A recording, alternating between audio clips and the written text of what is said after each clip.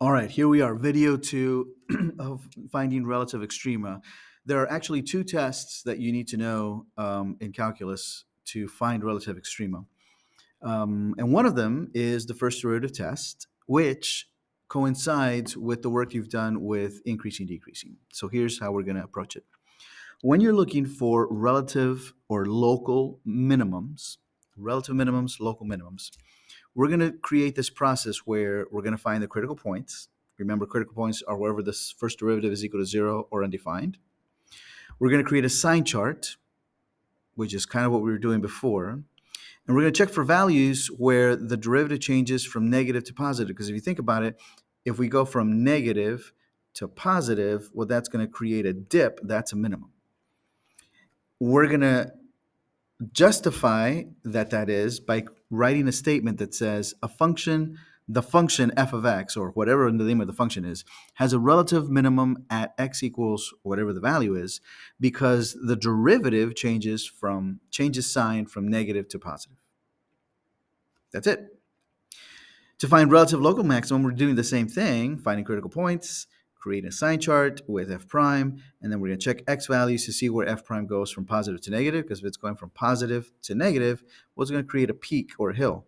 So we know that it's going to have the function is going to have a relative maximum at x equals whatever the magic number is, because the derivative of f changes signs from positive to negative.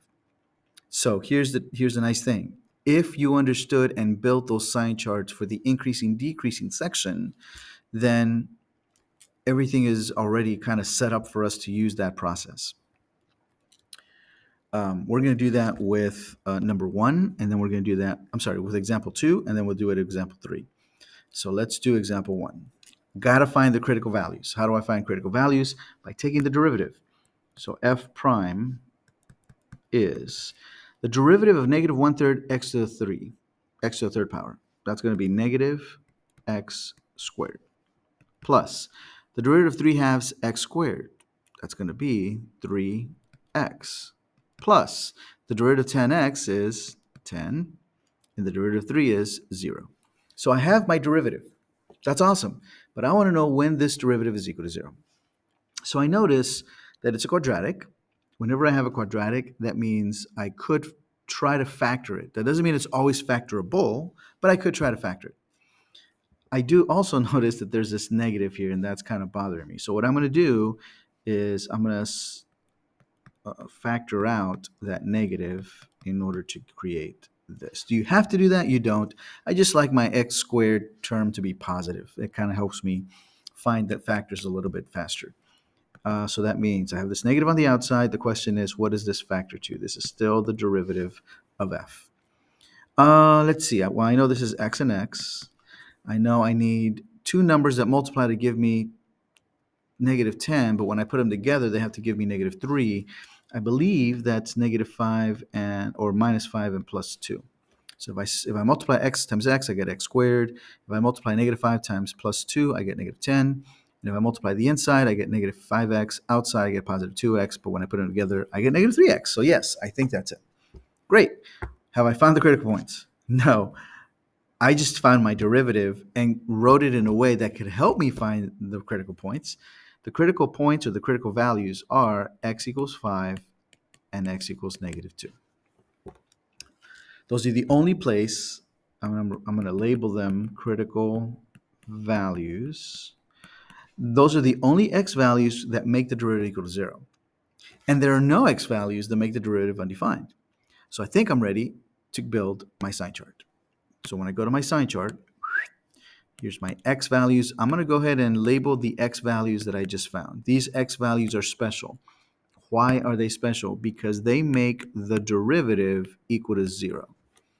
And now I'm going to pick points on either side, and we're going to figure out where this function is increasing and decreasing, because whenever it changes from positive to negative, the derivative changes from positive to negative, then I know that there's a relative max there, and vice versa for a relative min. So now we pick points. All right, well, let's pick a number bigger than 5, like 6. What is the derivative there? Well, I'm going to substitute 6 into the derivative. Don't forget about that negative in the front, though. So if I substitute 6 into the second parentheses, I'm going to get a positive 8. 6 in the first, I'll get a positive 5. So positive times negative will give me a negative derivative. So I'm going to make sure, since the 6 was just a representative from that section, you could have chosen any other number bigger than 5, and I'm still going to get a negative answer. I'll pick a point in between -2 and 5, like 0. Let me use a different color. 0. If I substitute 0 into the second parentheses, that's positive. 0 in the first parentheses, that's negative. So a positive times a negative is a negative, times another negative is a positive. So this is all positive in between. Any number between -2 and 5 will produce a positive derivative. And then let's pick a number over here, like -3. So -3 substituted into the last one would be negative. Substituted into the first one would be negative. So negative times negative is positive. But then don't forget there's another negative, so this is all negative. Great. I just figured out what my derivative is doing. But remember, I had asked that maybe you'd make a little sketch of what the original function is doing. Well, the original function is decreasing all the way until it gets to x equals -2. And then it's increasing. And then it's decreasing. So therefore, I can see that there's a dip here, a valley, so this is a relative min, and I see that there's a peak here, a hill, so that means there's a relative max. So I'm going to answer the question. It says find any relative extrema for f of x. So two things.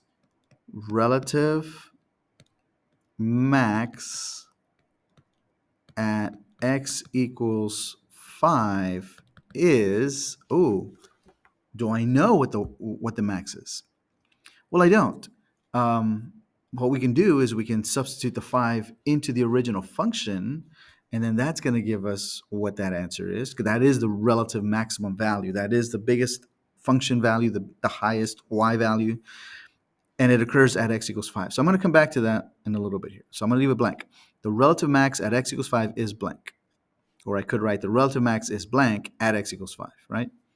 But I'm going to say because relative max of f of x, let's be clear, the relative maximum of f of x at x equals 5 is, and I still haven't calculated it, but I'll come back and do it, because f prime changes signs from negative to positive. That's how I know that there's a relative max there. I'm sorry, positive to negative. My bad. We're talking about this area. We're talking about this area right here, right? There is a peak, and there's a peak because my derivative goes from positive slopes going up to negative slopes going down, and that's how I know that there's a relative maximum. I know there's a relative min. Let me change colors here. I know there's a relative minimum of f of x at x equals -2, and I know that it's some number because f prime changes signs from negative to positive at that point. And so I'm going to be open with you. I think most of the time when they ask you to find relative extrema, they ask you at what x value does it occur.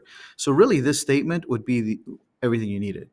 This one, though, says find any relative extrema. So then we really should be looking for the y values. And that's why I'm going to go back and substitute these numbers into my equation to get the answer. So I think that's going to be what we're going to do here. But that's it. We're using the idea that we did before about increasing, decreasing. But now, since we can see with these little arrows, we can see where the dips are, we can see where the peaks are, then we know that there's relative minimums and maximums. And again, I have to have a change from increasing to decreasing, which is when the derivative changes from positive to negative or negative to positive, depending on which extrema I'm looking for. Okay. So let's see if we can do this really quick, and we'll stop video 2 after we find this. So let's see. Can we do this without a calculator? Is it asking for a calculator? I don't know. To the third plus 3 halves, 5 squared. plus 10 times 5 plus 3. All right, let's see if we can do this fairly quickly. 10 times 5 is 50, and 50 plus 3 is 53. Okay. 5 squared, that would be 25. 25 times 3 is 75, so this is 75 halves. Plus 5 to the third, that's 125, because 5 times 5 is 25, times another 5 is 125, times negative 1, that's negative 125 thirds. And so now I see if I'm going to put them all together and use a fraction, I think I need common denominators. So common denominator, let's see. Common denominator would be 6. Let's see. So if this already has a 3, I need to multiply this by 2. But if I do it on the bottom, I got to do it on top. So that's negative 250 plus the second fraction. I need a 6. It already has a 2, so I need to multiply this by 3, which means I need to multiply the top by 3. If I do that, I believe that's 225 plus this doesn't have a denominator, or it has a denominator of 1, so I need to multiply that by 6. If I do it on the bottom, I believe that's 318. I think I did that really fast.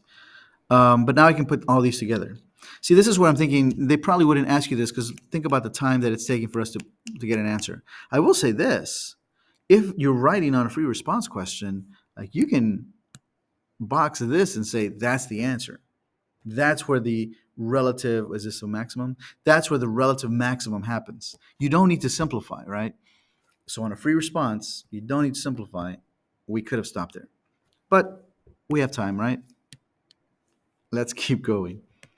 Negative 250 plus positive 225, I believe that's negative 25 plus 310 over 6. And now I can put these two together, and I believe that is 293 over 6. I believe so. So this would be your your relative max. So that would be what I would put in the blank here. 293 over 6. Again, assuming I didn't make a silly mistake somewhere. And as you're watching this video and you can see the silly mistake, well, I'm sorry. And then I'm going to do the same exact thing to find the relative min. But you get the picture, right? Like you were just plugging it in. I'm going to look into whether they expected us to actually find the y value, or if we could have just left it as this, which is normally what they ask us to do. But I'll check. When we come back in the next video, we'll do example 3, and then we'll get a little bit easier, quote unquote, by looking at some graphs that might make things go a little bit faster. But we'll pause here and we'll come back.